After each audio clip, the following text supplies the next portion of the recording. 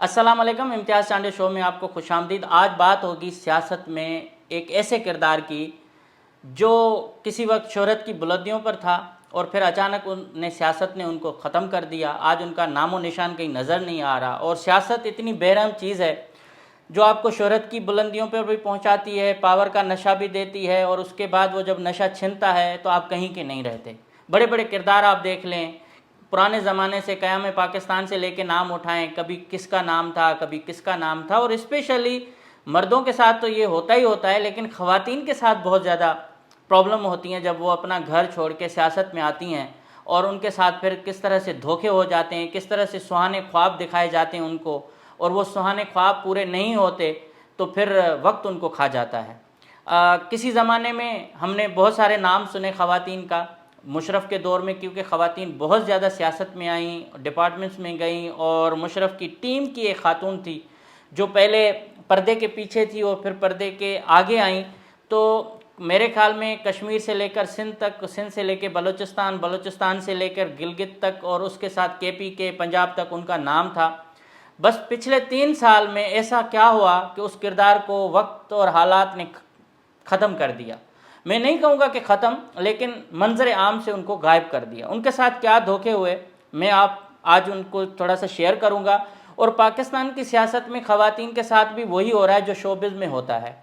India کے اندر آپ دیکھ رہے ہوتے ہیں کہ کتنے بڑے بڑے فنکار جو ہیں وہ سوسائڈ کر لیتے ہیں، ڈپریشن میں چلے جاتے ہیں۔ اسی طرح سے سیاست کے اندر بھی ہو رہا ہے۔ یہ وہ خواتین ہیں جو ایلیٹ کلاس کی ہیں، جو غریب خواتین ہیں، ان کے ساتھ تو آپ کیا ہو رہا ہوتا ہے آج تک اس پر سوچیں گے تو حیران رہ جائیں گے۔ پھر کہیں گے یار لوگ جو ہے نا وہ آپ دیکھیں خواتین کی سیاست میں جو آمد ہے یا سیاست میں سرگرم ہونے کے لوگ خلاف ہیں۔ میں کسی بھی طرح سیاست کے اندر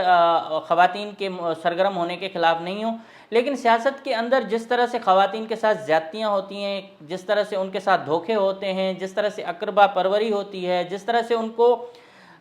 پھنسایا جاتا ہے، وہ میں ضرور تھوڑا سا ایکسپوز کروں گا۔ اس کردار کے بارے میں آپ سب جانتے ہوں گے، یقیناً آپ کو اندازہ ہو چکا ہوگا کہ میں کس کے بارے میں بات کر رہا ہوں۔ ہاں، میں بات کر رہا ہوں ماروی میمن کی۔ آپ نے دیکھا ہوگا کہ 2007 سے لے کر اور 2018 تک جب نواز شریف کی حکومت تھی تو اس وقت بھی ماروی میمن کا بہت زیادہ نام تھا، اور مشرف کے دور کے بعد جب پیپلز پارٹی کی حکومت آئی تو ماروی میمن ہر جگہ پہ آ جاتی تھی، اپوزیشن کی آواز بن گئی۔ میرے خیال میں کراچی میں دھرنا ہو، کوئٹہ میں ہو، پشاور میں ہو، بلوچستان کے کسی اور کونے میں ہو، یا ایون پنجاب لاہور میں ہو، ماروی میمن ہر جگہ آتی تھی۔ گرفتار بھی ہوئیں اور پھر آزاد بھی ہو جاتی تھیں۔ ماروی میمن جہاں پہنچتی تھی تو حکومت پریشان ہو جاتی تھی۔ اس وقت وزیر اعظم یوسف رضا گیلانی تھے۔ مجھے یاد ہے کہ جب ماروی میمن کو گرفتار کر کے خواتین کے تھانے میں بند کیا گیا شارع فیصل پر، تو صبح میرے خیال 3-4 بجے کا ٹائم تھا، تو وزیر اعظم یوسف رضا گیلانی نے ان کو فون کر کے معذرت کی تھی کہ آپ کے ساتھ جو ہوا میں اس پر معذرت کرتا ہوں، کیونکہ ان کو CM ہاؤس سے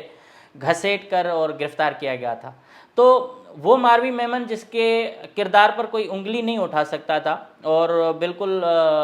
جو آپ دیکھیں گے تو بہت ساری خواتین کے اسکینڈل تھے، ان کا اسکینڈل کبھی بھی سامنے نہیں آتا تھا، اور کبھی تھا بھی نہیں میرے خیال میں، یا سامنے نہیں آتا، کیونکہ ان کے جو گھرانے میں نثار میمن کی بیٹی تھیں، اور نثار میمن کو سندھ کے اندر متنازع سمجھا جاتا ہے۔ کالا باغ ڈیم کی جو حمایت کرتا ہے اس کے ساتھ سندھ کے اندر کیا ہوتا ہے وہ آپ لوگ کبھی پوچھیں گے تو پتہ چل جائے گا۔ لیکن بھائی 3 سال پہلے اچانک ایک ایشو منظر عام پر آتا ہے کہ سابق وزیر خزانہ اور موجودہ وزیر خزانہ، اتفاق کی بات دیکھیں کہ 3 سال پہلے اور آج کے حالات کیسے پھر واپس سیم ہو رہے ہیں۔ اسحاق ڈار صاحب نے ایک خفیہ شادی کی ماروی میمن کے ساتھ، اور ماروی میمن کو ایک جو ہے گفٹ کیا، اور بڑے شاطر طریقے سے، بڑے جیسے ہم ایک نوجوان دھوکے نہیں دیتے ہیں اس طرح سے بزرگ بھی دھوتے تھے، کیونکہ ایکسپیرینس ان کو بہت زیادہ ہوتا ہے، ایج کا بھی ڈفرینس تھا۔ لیکن مجھے خود آج تک پریشانی ہے کہ ماروی میمن ان کے ساتھ ان کی انڈرسٹینڈنگ بنی کیسی، کیا وہ پاور کی وجہ سے، منسٹری کی وجہ سے، یا پیسوں کی وجہ سے؟ پھر یہ معاملہ ٹوٹا کیسے وہ بھی میں ایکسپلین کروں گا۔ ماروی میمن کے ساتھ انہوں نے شادی کی شاید ایک مسجد میں، اور یا کہیں اور جو بھی آپ سمجھیں گھر تھا یا کچھ تھا، اس میں ایک امام کو لے کے آئے، انہوں نے نکاح پڑھایا اور ملازمین کو شامل کیا گیا، اس بات کو خفیہ رکھا گیا۔ جب اچانک وقت کا جو ہے نا وہ پلٹا، وقت پلٹا اور اسحاق ڈار کے خلاف کیسز بننا شروع ہو گئے، نواز شریف کی حکومت گری اور یہ فرار ہو گئے لندن. تو وہاں جب یہ پہنچے تو وہ مکر گئے کہ میں نے کوئی شادی نہیں کی، جبکہ ان کے میسیجز، ان کی تمام چیزیں اور جس طرح سے انہوں نے وہ اپنا ایک شوہر ہونے کا حق ادا کرنا تھا وہ انہوں نے حق ادا نہیں کیا. ماروی میمن کو ذہنی طور پر اتنا پریشان رکھا کہ وہ ڈپریشن میں چلی گئی تھیں، اور ڈپریشن میں شاید ہوں گی بھی صحیح. اور ایک خاتون جو بڑی سرگرم خاتون تھی اس کے ساتھ انہوں نے اس طرح سے دھوکہ کیا. جب یہ لندن گئے تو لندن میں ان کے جو بیٹے ہیں انہوں نے ان پر زیادہ فورس کیا کہ اس معاملے کو آپ ختم کریں، کیونکہ ساری دولت جو ہے شاید وہ اسحاق ڈار کی ان کے بیٹے کے نام پہ ہے یا بیٹا سنبھالتا ہے. بیٹے بھی ماشاءاللہ ان کو تو اپنی زیادہ ظاہر ہے والد کی فکر ہوگی. اب مسئلہ یہ آتا ہے کہ دیکھیں یا تو آپ شادی نہ کریں، شادی کرتے ہیں تو پھر آپ گھر والوں کی رضامندی بھی کریں، بچوں کو بھی دیکھیں. اگر آپ کو عیاشی کرنی ہے تو وہ نکاح پڑھا کے بغیر اس کو رجسٹر کیے ہوئے اگر آپ کسی خاتون کے ساتھ شادی کرتے ہیں اور ان کے ساتھ فراڈ کرتے ہیں یا چیٹ کرتے ہیں تو کم سے کم پھر وہ تعلق بھی جو ہے نا اس طرح سے ختم ہو کہ اس میں دونوں فریقین کی عزت رہ جائے. تو ماروی میمن نے ٹویٹ بھی کیے تھے، کہا تھا کہ میں اپنا منہ کھولوں گی، پھر انہوں نے منہ نہیں کھولا. لیکن مجھے یہ معلوم ہے کہ اسحاق ڈار صاحب نے ان کے ساتھ بہت سادگی کے ساتھ خفیہ نکاح کیا اور شادی کی، ان کو گفٹ دیے اور اس کے بعد ان کے ساتھ دھوکہ کیا، ان کا فون اٹینڈ کرنا بند کر دیا، ان سے رابطہ منقطع کر دیا. اور لندن میں جب گئے تو لندن میں بیٹے نے شاید ان پر شدید دباؤ ڈالا اور یہ سارا قصہ ختم ہو گیا. لیکن اس سے پہلے کیا ہوا کہ جب ماروی میمن کے پاس آپشن تھا کہ آپ پیپلز پارٹی جوائن کریں یا پھر آپ نون لیگ میں جائیں، تو اقتدار کی طرف وہ ہمیشہ ان کا تھوڑا تھا اور انہوں نے فیصلہ کیا نون لیگ میں جانے کا. نون لیگ میں پہلے مریم نواز شریف اتنی ایکٹیو نہیں تھی، مریم نواز صاحبہ کے پاس بھی بہت ساری خواتین ان کے ارد گرد تھیں. لیکن اس کے خلاف جو سازش بنائی گئی اور اس کے خلاف جو سازشیں ہوئیں اس میں پہلے تو ان کا پھٹا انوشا رحمان کے ساتھ تھا،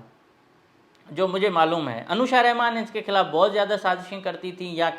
کوئی اور پرابلم تھا، لیکن ایک دوسرے کے حوالے سے مجھے اتنا پتہ ہے کہ ماروی میمن شاید کسی خواتین سے اتنی جیلس نہیں ہوں گی جتنی ان کے ساتھ ان سے رویہ رکھا گیا. تو وہ جو مریم نواز کے قریب ہونے کا ایک ان کو چانس ملا، وہ مریم ایک تو اورنگزیب صاحبہ نے ماشاءاللہ وہ تو کتنی تیز خاتون ہیں، انہوں نے جو ہے نا وہ ان کو خراب کرنا شروع کیا اور اس کے ساتھ انوشا رحمان کا بھی تھوڑا سا پرابلم آیا. تو وہ بھی مریم نواز شریف کو پتہ چلا کیونکہ مریم نواز شریف کے ساتھ شاید انوشا رحمان کے بھی تعلقات بہتر نہیں تھے. تو مریم اورنگزیب نے جو کردار ادا کیا وہ بالکل جیسے دیہات میں 4 گھروں کو آگ لگانے والی خواتین ہوتی ہیں نا، ایک طرف سے ادھر کی باتیں ادھر، ادھر کی باتیں ادھر. تو ان کا جو تھوڑا سا ایک آپ دیکھیں گے کردار، تو یہ ہمیشہ نیچے کی باتیں بہت زیادہ کر کے اپنے جگہ بناتی ہیں. اور سندھ کے اندر بھی ایسا ہی ہے، فریال تالپور صاحبہ کے ساتھ بھی جو کچھ خواتین ہیں وہ اسی طبیعت کی ہیں، تبھی جو ہے کچھ جیالیاں سائیڈ پہ ہیں اور باقی جو ہے وہ ان کے قریب آ گئی ہیں. تو یہ مریم اورنگزیب نے ان کے ساتھ بہت زیادہ سیاسی ایک دشمنی رکھی یا جیلسی رکھی اور ماروی میمن کو مریم نواز سے سائڈ الگ کروایا. تھوڑا سا ان کے درمیان اتنا گیپ آ گیا کہ مریم نواز شریف ماروی میمن پہ ٹرسٹ کرنا انہوں نے چھوڑ دیا تھا. اور اس کی جگہ پہ انوشا رحمان کے ساتھ بھی یہ لڑائی تھی. تو انوشا رحمان اور ماروی میمن کے لڑائی کے بیچ میں جو فائدہ ہوا وہ مریم اورنگزیب کو ہوا، اور مریم اورنگزیب نے جو جلتی پر آگ لگانے کی کوشش کی اور جو جلتی پہ تیل چھڑکنا، وہ انہوں نے یہ کیا کہ ان کا وہاں سے رائے ونڈ سے یا مریم سے تعلق اس کا بہت خراب ہو گیا. پھر جب ایشو بننا شروع ہوا، گرفتاریاں ہوئیں، تو مریم نواز شریف صاحبہ جیل میں چلی گئیں یا جو بھی، تو اس دوران بھی مریم اورنگزیب ان کے سامنے کھڑی رہیں اور ماروی میمن کو بالکل پیچھے دھکیل لیا گیا، ان کو ٹکٹ بھی نہیں ملا. تو یہ سارے مسئلے آئے اور اس دوران اس کے بعد پھر یہ جو پچھلی حکومت میں اسحاق ڈار صاحب نے ان سے شادی کی، نکاح کیا سادگی سے ساتھ، ان کو تحفہ بھی دیا ایک سونے کا، اور پھر گھر والوں کے دباؤ پر وہ کیا. اب آیا دیکھیں وقت کے ساتھ 3 سال کے اندر کیا کیا پلٹ گیا. ایک مفرور ملزم جس کو لندن میں ان کا گھیرا تنگ کیا جاتا تھا مسجد کے سامنے، کبھی کدھر، وہ شخص دوبارہ وزیر خزانہ بن گئے ہیں. جہاز میں آتے ہیں تو خبریں چلوائی جاتی ہیں کہ ڈالر گر گیا، ڈالر کو تو پاؤں ہی نہیں ہے، ڈالر یہ ہو رہا ہے. اور آج ڈالر کہاں پہنچ گیا، معیشت تباہ ہو گئی. اور آج پاکستان کے جو بیرون ملک جانے والے لوگ ہیں وہ خود پریشان ہیں. اور معیشت کا دھکیا ایک کیا کہتے ہیں کہ دھجیاں اڑائیں اسحاق ڈار صاحب نے، تو وہ شخص جو میرٹ کے اور وہ باتیں کرتے تھے کہ میں پاکستان آؤں گا، معیشت بہتر کروں گا، تو اس شخص نے پاکستان کو بھی دھوکہ دیا، اپنی سیکنڈ اہلیہ کو بھی دھوکہ دیا، اور اس وقت ملک کے ساتھ جو وہ کر رہے ہیں وہ بھی وہی کر رہے ہیں جو ماروی میمن کے ساتھ ہوا ہے۔ تو آج اس سٹوری میں میرا کہنے کا بس یہ مقصد تھا کہ یہ جو خواتین ہیں یہ طاقت کے نشے میں یا طاقت کے حاصل کرنے کے لیے بہت کچھ کر لیتی ہیں، اور بعد میں پھر ان کے ساتھ کیا ہوتا ہے وہ عالم آشکار ہے۔ پارلیمنٹ لاجز سے ایک خاتون کی لاش بھی ملی تھی، کسی کو یاد ہو۔ یہ سب ان کی کڑیاں ہیں۔ عورتوں کا استحصال جتنا اس وقت شوبز میں شاید ہو رہا ہوگا، اس سے زیادہ کہیں سیاست میں ہو رہا ہے، اور سیاست میں بھی وہ مرد حضرات جو یا تو عورت کے اس پر بلبوتے پر آگے بڑھے ہیں اور بعد میں وہ پھر الگ لائن لے لی، یا پھر عورتوں کو استعمال کر کے ان کو ایک ٹیشو پیپر کی طرف پھینکا ہے۔ تو پاکستان کی سیاست میں یہ چیزیں کوئی نئی بات نہیں ہے، لیکن میرے خیال میں خواتین کو بھی سوچنا چاہیے کہ آپ پاور کے چکر میں بہت کچھ کر رہے ہیں اور بعد میں آپ کے ساتھ کیا ہوتا ہے وہ بھی دیکھا جائے۔ تو جو فیوچر وہ محفوظ سمجھتی ہیں وہ شاید یہ سمجھتی ہیں کہ کوئی ارب پتی خرب پتی اور پاورفل انسان جو ہے ان کا سہارا بنے گا، تو میرے خیال میں ایسا ہے نہیں۔ جن خواتین نے سیاست میں اپنا کردار رکھا ان کی لوگ عزت کرتے ہیں، اور جو سیاست میں کیا کہوں آوارگی کی طرف گئیں ان کی دنیا عزت نہیں کرتی۔ تو سیاست ایک ایسی چیز ہے جہاں آپ عوام کے عزت کو بھی ساتھ لے کے چلتے ہیں، گھر والوں کی، عوام کی، اور سب کی عزت آپ کے ساتھ ہوتی ہے، لیکن آپ سیاست کو ہی جب آپ ایک منڈی بنا دیں گے تو پھر یہی ہوتا ہے۔ اور ماروی میمن کا آج کل عطا پتہ نہیں ہے، ٹویٹر پہ یقیناً ہوں گی، لیکن اسحاق ڈار کی واپسی کے بعد یہ معاملہ دب گیا ہے، اب پتہ نہیں چل رہا کہ ہوا کیا ہے، لیکن اطلاعات کچھ یہ ہیں کہ شاید رضامندی ہو جائے گی، شاید آگے معاملہ ٹھیک ہوں گے۔ مجھے نہیں لگتا کہ ایسا ہوگا، مگر اس خاتون کے ساتھ جو زیادتی ہوئی اور اس شخص نے کی جو آج پاکستان میں وزیر خزانہ ہیں، اور انہوں نے اس کا کیریئر برباد کر دیا، ان کی پوری زندگی جو ہے وہ انہوں نے اجاڑ کے رکھی، اور آج وہ خود سیٹ پر براجمان ہیں اور ملک کے ساتھ بھی وہی کر رہے ہیں۔ تو میرے خیال میں